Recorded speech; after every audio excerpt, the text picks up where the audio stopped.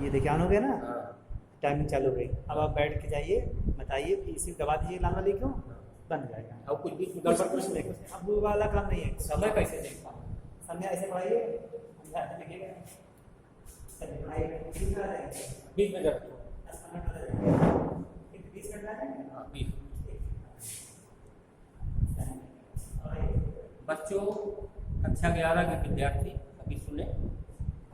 पाठ चल रहा था कबीरदास जी का साखी। कबीरदास साखी में कुछ दोहे आपको पढ़ाए गए और बाकी दोहे नहीं पढ़ाए। तो जो शेष बचे हैं उन दोहे की दोहों को जो है आप थोड़ा सा देखें। मैं उसको बता रहा हूँ क्रमशः एक एक करके, ध्यानपूर्वक उसे जो है समझें। किताब सामने रख लीजिए और उसमें देखें। कबीर तू करता तू भया, मुझ में रही न हो, बारी तेरी बन गई जित देखो तित। कबीरदास जी कहते हैं क्योंकि एक संत भी थे, एक कवि भी थे, एक समाज सुधारक थे। समाज में तमाम आडंबर त्रुटियां क्या थी उसका निराकरण इन्होंने किया, समाधान भी किया है। क्योंकि निर्गुण निराकार ब्रह्म के आप उपासक थे, ईश्वर को तो मानते थे लेकिन सगुण रूप में नहीं, निर्गुण। तो तू करता तू भया, मुझ में रही न। उनका मतलब है अहंकार। मेरे अंदर जो अहंकार था कब हुआ, समाप्त हुआ, जब मैं राम का या ईश्वर का नाम लेते लेते मैं तू करता तू है, मैं उसमें समाहित हो गया। यानी मेरे अंदर के सारे दोष मिल गए और मैं राम में लीन हो गया। तो मेरे अंदर का जो अहंकार था वो समाप्त हो गया। तू का मतलब अहंकार। बारी तेरी बन गई जित देखो तित। इसके बाद ये हुआ कि प्रभु की इच्छा ऐसी हो गई, एक क्षण में उन्होंने मेरी तरफ ध्यान दिया और ध्यान देने के बाद जिधर मैं देखने लगा उधर केवल मुझको राम दिखाई पड़ने लगे, या यानी ईश्वर दिखाई पड़ने लगे। ईश्वर के अलावा और कोई चीज मुझे नहीं दिखाई पड़ी। अगला देखो, ये सब दोहे छंद में लिखे गए हैं, पंचमेल खिचड़ी से उत्पन्न। कबीर सूता क्या करे, काहे न देखे जाग, जाके संत बिछुड़िया ताही के संग। सूता ये ऐसा शब्द है क्योंकि इनकी भाषा में 5 प्रकार की भाषा है ना, तो इसीलिए इनकी भाषा को पंचमेल खिचड़ी या सदुपरी कहा जाता है। सूता का तात्पर्य होता है सोना। आप यहाँ से बनारस होकर आजमगढ़ की तरफ चले जाएं, जिला आजमगढ़, तो वहाँ पर सूता माने सोना। सूते शब्द का प्रयोग होता है, सुतले। तो कबीर सूता क्या करे, काहे न देखे जाए। कबीर राजी कहते सोने से काम नहीं चलेगा। आज जो माया मोह के बंधन में आप सो रहे फंसे हैं, इससे काम नहीं चलेगा। उस ईश्वर को देखो और जाग जाओ, सावधान हो जाओ। जाके संकट बिछुड़िया, कहने का मतलब है कि ये जीवात्मा जो परमात्मा का एक सूक्ष्म अंश है, परमात्मा से इसका अलगाव हो गया है, ये बिछुड़ गया है, अलग हो गया है। तो उसी के साथ ये लग जाए, परमात्मा में ही लग जाए, तभी इस जीव का कल्याण होगा, वरना संसार में कल्याण नहीं होगा। अगला, केशव कहीं कहीं टूटिए, कोयल जैसे बोलती है। तो केशव का तात्पर्य है केशव। केशव का मतलब ईश्वर। भगवान श्री कृष्ण को केशव शब्द से संबोधित किया गया है। केशव कहीं कहीं टूटिए, ना सोइए असरार। कहने का मतलब है ऐसे आप न सोए कि सब भूल जाएं, परमात्मा को बिल्कुल से स्मरण न करें, तो ये आपको नहीं करना है। भगवान का नाम लेते रहिए, मधुर वाणी से उच्चारण उनका करते रहिए।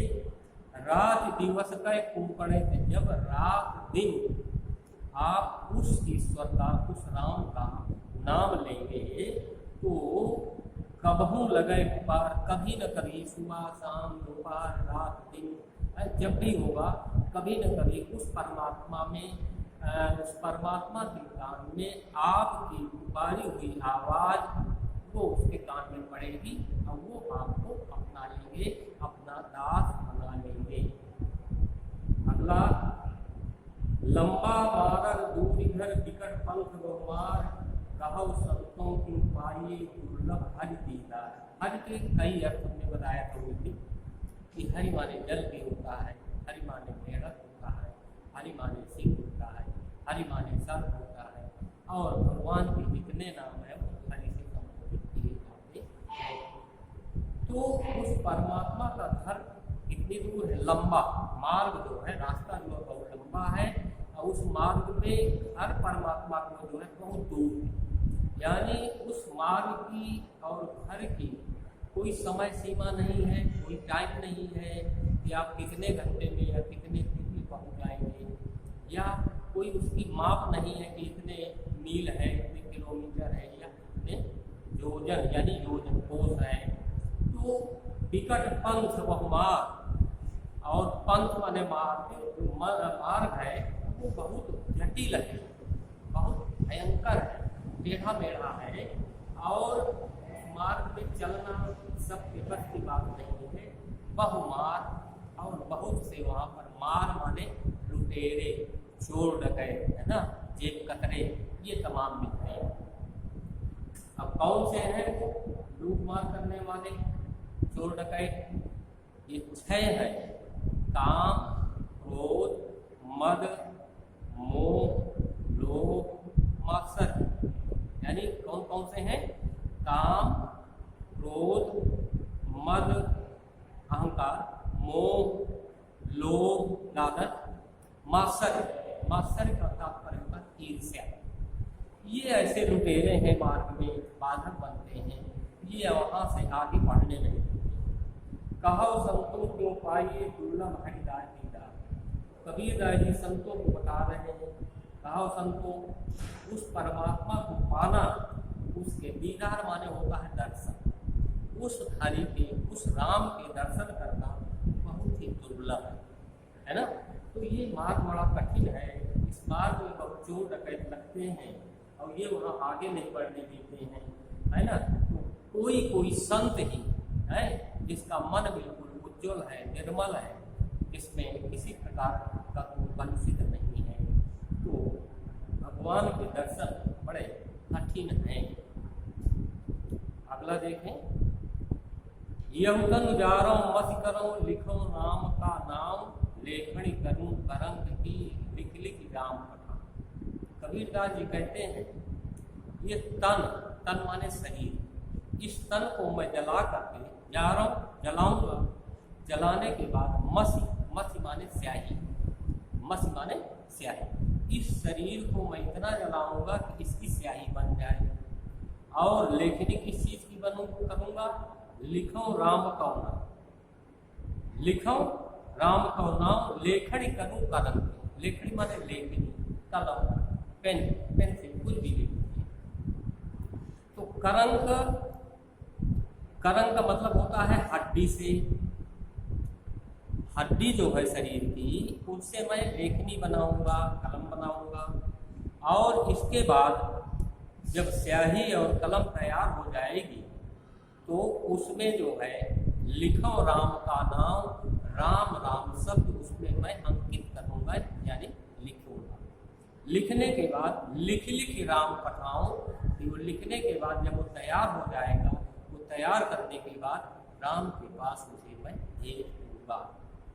अगला देखिए, कै बिरहिन को मीच दे, कै आपा दिखलाए, 8 पहर का दासना, मोपे सहा न जाए। कै अथवा, कै माने अथवा, बिरहिन को मीच दे, ये जीवात्मा और परमात्मा। परमात्मा जो है एक प्रकार का पति है, जीवात्मा उसकी पत्नी है। तो जीवात्मा पक्ष से उन्होंने कहा है कि इस विरहिणी आत्मा को हे भगवान, हे राम, या तो आप नीच दें, मृत्यु दे दें, ये समाप्त हो जाए, इस संसार में रहे ही ना।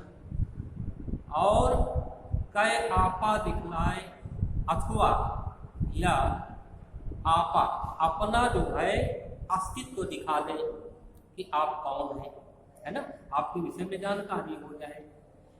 8 पहर का दाक्षिणा, ये 24 घंटे में 8 पहाड़ होते हैं, 24 घंटे में 8 पहर होते हैं, 4 पहर दिन के, 4 पहर रात के। एक चीज के 4 भाग किए जाते हैं, दिन के और 4 रात के। तो चूंकि अब रात दिन में कितने घंटे होते हैं?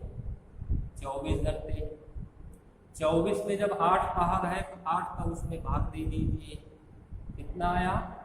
8 तिरिक 24, 3 आया, यानी 3 घंटे का एक पहर हुआ। इसको प्रहर भी कहते हैं, पहर भी कहते हैं और प्रहर भी कहते हैं। तो ये रात दिन का जलना, 8 पहर का जलना का मतलब है दाक्षिणा माने जलना, यानी रात दिन का जलना मोपय सहा न जाए, अब मुझसे सहन नहीं हो पा रहा है।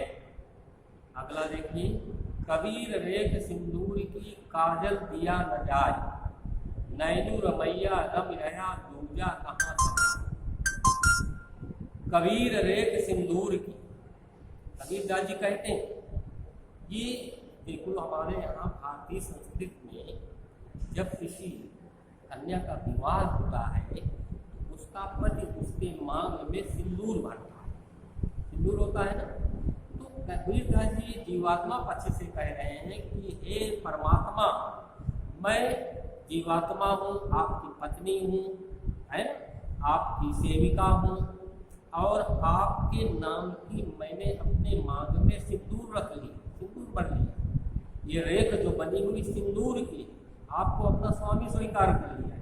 काजल दिया न जाए, काजल का मतलब होता है काला, कलंक। अब मैं इस संसार में कलंक नहीं लेना चाहती हूँ। नैनू रमैया रवि रहा, मैंने आपको अपने नेत्रों में बसा लिया है, तो अब दूजा कहाँ समाए। अब दूसरे के लिए मेरे शरीर में या मेरे मन में कोई जगह, मेरे हृदय में कोई जगह नहीं। कहने का भाव यह है कि जब किसी भारतीय संस्कृति के अनुसार जब किसी स्त्री का विवाह हो जाता है तो अपनी पति की हो जाती है, पति जैसा करता है वैसा वो करती है, पति के आज्ञा का पालन करते हुए पति से ही प्रेम करती है, दूसरे से नहीं करती है। वही बात कबीरदास जी इस दोहे के माध्यम से कह रहे हैं। सायर नाही सीप बिन स्वाति बूंद भी नाही, कबीर मोती नीप जय शून्य शिशिर गढ़वा। सायर का मतलब होता है समुद्र, सायर का मतलब समुद्र। सीप कहाँ होती है? समुद्र में होती है, नदियों में होती है। तो यहाँ न तो समुद्र है और न वहाँ सीप है। स्वादि बूंद भी नहीं। नक्षत्र कितने होते हैं? 27 प्रकार के। 27 प्रकार के नक्षत्रों में अश्विनी, भरणी, रोहिणी, कृतिका, मृगशिरा, अद्रा, पुनर्वस, कुक्य, अश्लेखा, मघा, हस्त, चित्रा, स्वाति, विशाखा, अनुराधा, ज्येष्ठा, इस तरह से 27 नक्षत्र और भी है। तो एक नक्षत्र होता है स्वाति। स्वाति नक्षत्र में क्या होता है कि जो हमारे यहाँ एक पक्षी पाया जाता है जिसको हम चातक कहते हैं, पपिया भी लोग कहते हैं। चातक पक्षी की विशेषता ये होती है कि वो केवल स्वाति नक्षत्र में ही अपने मुंह को फैलाकर ऊपर मेघ से निकली हुई जल की बूंदों को ग्रहण करता है, वरना वो साल भर पानी नहीं पीता है। तो कबीरदास जी के कहने का भाव है कि यहाँ समुद्र भी नहीं है, सीप भी नहीं है, स्वाति नक्षत्र की जल की बूंद भी नहीं है। तो कबीर मोती नीपजय, नीपजय का तात्पर्य है पैदा करना। अगर स्वाति नक्षत्र की बूंद सीप समुद्र है तब तो क्योंकि सीप से ही मोती बनती है, तो यहाँ कोई चीज नहीं है। तो कबीरदास जी की मोती कैसे उत्पन्न होगा, है ना? शून्य शिशिर गढ़वा, यानी ये ब्रह्म रंध्र में जो परमात्मा है उसके द्वारा ही ये केंद्र जो है ब्रह्म रंध्र, इसी में उसका जो है स्मरण करना होगा, तभी वो मोती रूपी परमात्मा की प्राप्ति हो सकती है। पानी ही तय हिम भया, हिम हो गया बिलाई, जो कुछ था सोई भया, अब कुछ कहा न जाए। पानी माने जल, पानी, हिम माने बर्फ, पानी को टेम्परेचर दिया गया है, तापमान देने के बाद बड़ी बड़ी फैक्ट्रियाँ लगी हुई हैं, उनमें बर्फ बनाई जाती है। तो इस बर्फ किस चीज़ से बनती है? पानी से बनती है। पानी से बर्फ बनाई गई। बर्फ के बाद पानी हितय हिमभया हिमभय गया मिला, और जब उस बर्फ को वो टेम्परेचर न मिला बर्फ बनने का, तो फिर वो जल के रूप में, पानी के रूप में परिवर्तित हो जाती है। तो कबीरदास जी कहते हैं जो कुछ था सो ही भया, जैसा पहले था पानी हो गया, और अब उसमें कुछ कहने की बात नहीं है। कहने का भाव ये है कि ये शरीर परमात्मा का सूक्ष्म अंश है, वहाँ से आया, इसके बाद रहा जब तक शरीर रहा, जब ये सूक्ष्म अंश, ये आत्मा इस शरीर से निकल गई, उसी परमात्मा में विलीन हो गई, तो अब इसमें कहने की बात क्या है? पंख उड़ाड़ी गगन को व्यंग रहा परदेश, पानी पिया चंद बिन भूल गया यह देश। चंद माने चोंच, पानी माने पानी, परदेश माने परदेश, ये अपने देश में है, दूसरे देश में चले जाओ उसको परदेश कहते हैं, पराया देश है। तो पंख उड़ाड़ी गगन, जीवात्मा क्या होता है? जब व्यक्ति की मृत्यु हो जाती है तो वो पंख के माध्यम से आकाश मार्ग होते हैं, जैसे कोई पक्षी उड़ जाता है। और प्यंड रहा परदेश, वो अपने देश को चला गया। और ये प्यंड माने शरीर, जीवात्मा तो चली गई, इसके बाद ये शरीर कहाँ रह गया? यही ये परदेश है। हम सब लोग परदेसी बनकर आए हैं, यहाँ किसी का मृत्यु लोक में कोई ठिकाना नहीं है। पानी पिया चंच भी, उस परमात्मा के चरण कमलों का रसपान किया, वो बिना चोंच के बिना मुंह के, भूल गया यह देश, और यह जहाँ परदेश में आया था इस देश को वो भूल गया। पिंजर प्रेम प्रकाशिया अंतर भया उजास, मुख कस्तूरी मही बाड़ी टूटी बात। पिंजर कहते हैं पिंजड़ा, तो शरीर क्या है? एक पिंजड़े की भांति, जैसे एक पिंजड़े में किसी तोते को बंद कर दो, उसी प्रकार से शरीर पिंजड़ा है। इस शरीर रूपी पिंजड़े में एक आत्मा रूपी तोता इसमें अंदर बंद है। तो पिंजर प्रेम, अब जब इस पिंजड़े में जो परमात्मा का सूक्ष्म जीवात्मा बंद है, उसको जब परमात्मा के प्रति प्रेम का प्रकाश जागृत हो गया, प्रेम मिल गया, तो अंतर ही भया उजास, उसके आत्मा में एक प्रकाश का उजाला हो गया। उजास माने उजाला। मुख कस्तूरी महामाही, उसके मुखार बिंद से कस्तूरी महकने लगी, यानी सुगंध। कैसी सुगंध? जैसे हिरन होता है ना, तो हिरन के नाभ में कस्तूरी होती है, लेकिन प्रत्येक हिरन के नाभ में नहीं होती। जिस हिरन के नाभ में कस्तूरी होती है, वो हिरन चारों तरफ उसकी सुगंध को पाकर के दौड़ता है, कहीं भी जाता है, तो चूंकि सुगंध आ रही है तो समझ नहीं पाता कि कस्तूरी मेरे नाभि में है या इसकी सुगंध कहीं बाहर से आ रही है। तो कहने का भाव यह है, उस व्यक्ति के अंदर जब प्रेम का प्रकाश हुआ और वह उजाला फैल गया, तो उसके मुख से कस्तूरी यानी सुंदर अच्छी बातें निकलने लगी। बाड़ी फूटी बास, और जो कहता भी है कुछ, तो उसके शब्दों में जो है सुगंध प्रतीत होती है। नैना अंतरी आओ जेऊ नैन जपेऊ, ना हो देखो और ना तुझ देख नहीं। कबीरदास जी कहते हैं, हे प्रभु तुम मेरे नेत्रों में आकर के बस जाओ, और जैसे ही तुम मेरे आंखों में नेत्रों में बस जाओगे, तो मैं अपने दोनों नेत्रों को बड़ी मजबूती से बंद कर दूंगा। आप जैसे आ जाएंगे तो मैं दोनों नेत्रों को बहुत मजबूती से बंद कर दूंगा, जब बंद कर दूँ। ना हो देखो और मैं संसार की कोई वस्तु मुझे देखने की इच्छा नहीं रह जाएगी, और तुझे भी मैं किसी को देखने नहीं दूंगा। कबीर हरिरस यों पिया बाकी रही न था, कि पाका कलश कुम्हार का बहुत न चढ़ी चाक। कबीरदास जी कहते हैं कि मैंने परमात्मा के चरण कमलों का रसपान इतना अधिक कर लिया है कि मेरे जीवन की सारी समस्याएं हल हो गई, मेरे जीवन की सारी समस्याएं समाप्त हो गई। किस प्रकार? जैसे एक कुम्हार एक घड़े का चाक में चढ़ा करके निर्माण करता है, निर्माण करने के बाद उसको जो है आवा में डाल करके पका दिया, जब वो पक गया तो उसको पुनः चाक में चढ़ाना नहीं पड़ता है। तो ठीक उसी प्रकार मैंने भगवान को इस तरह स्मरण किया है कि मेरे जीवन की सारी समस्याएं नष्ट हो गई और उसी कुम्हार के कलश और चाक की भांति, यानी ये जीवात्मा को मैंने परमात्मा में इस तरह समाहित कर दिया है कि मैं 84 लाख के योनियों के बंधन से मुक्त हो जाऊंगा, जन्म मरण के चक्कर में नहीं पड़ूंगा। हेरत हेरत हे सखी कबीर रहा कबीर हिराय, बूंद समानी समद में शोकत हेरी जाए। समद माने समुद्र होता है, सखी ये जीवात्मा पक्ष से कहे हैं।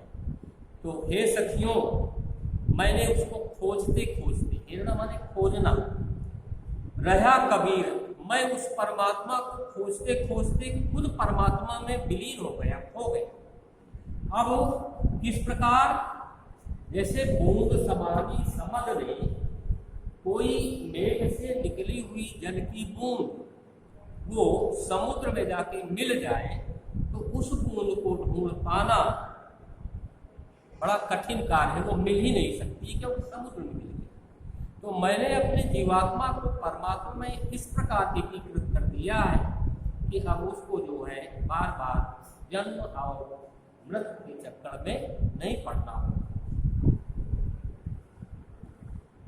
कबीर यहु घर प्रेम का खाला का घर नाई, शीश उतारे हाथ कर सो बैठे घर माई।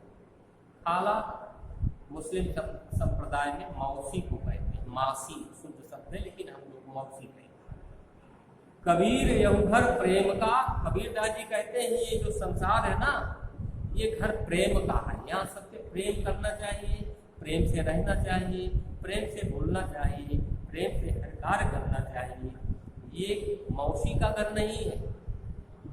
और मौसी के घर में जब जाओ जब चले जाओ है, वो डांट भी दे तब भी आप चले जा रहे हैं। शीश उतारे हाथ कर, तो प्रेम पूर्वक उस परमात्मा के घर जाने के लिए क्या करना पड़ेगा? इस सिर को काटना पड़ेगा, इस सिर को काट करके हाथ में रखना पड़ेगा। ऐसा जो व्यक्ति करेगा वही परमात्मा के घर जाएगा। कहने का मतलब है आपके अंदर जो अहंकार भरा हुआ है उस अहंकार को नष्ट करके आप नष्ट करेंगे, आपके अंदर प्रेम उत्पन्न होगा, तभी परमात्मा के दर्शन प्राप्त हो सकते हैं। अगला देखिए, जब मैं था तब हरि नहीं, अब हरि है मैं नाई, सब अंधियारा मिट गया जब दीपक देखा माई। मैं शब्द होता है अहंकार। जब मैं था तब हरि नहीं, कबीरदास जी जब तक मेरे अंदर अहंकार शब्द था तो तब तक मुझे उस हरि की प्राप्ति नहीं हुई, उस परमात्मा की प्राप्ति नहीं हुई। अब हरि है मैं नाई, और जैसे ही अहंकार समाप्त हो गया उस परमात्मा की प्राप्ति मुझको हो गई। अब अहंकार मेरे पास नहीं है, केवल वो राम, वो ईश्वर, वो परमात्मा ही है। सब अंधियारा मिट गया, मेरे जीवन का जितना भी अंधकार था, जितनी भी बुराइयां थी, वो सब समाप्त हो गई। और जब दीपक देखा मैं, जब मैंने ज्ञान रूपी दीपक में उसको देखा, कोई भी मेरे सामने कोई अंधेरा है नहीं, केवल प्रकाश ही होता है।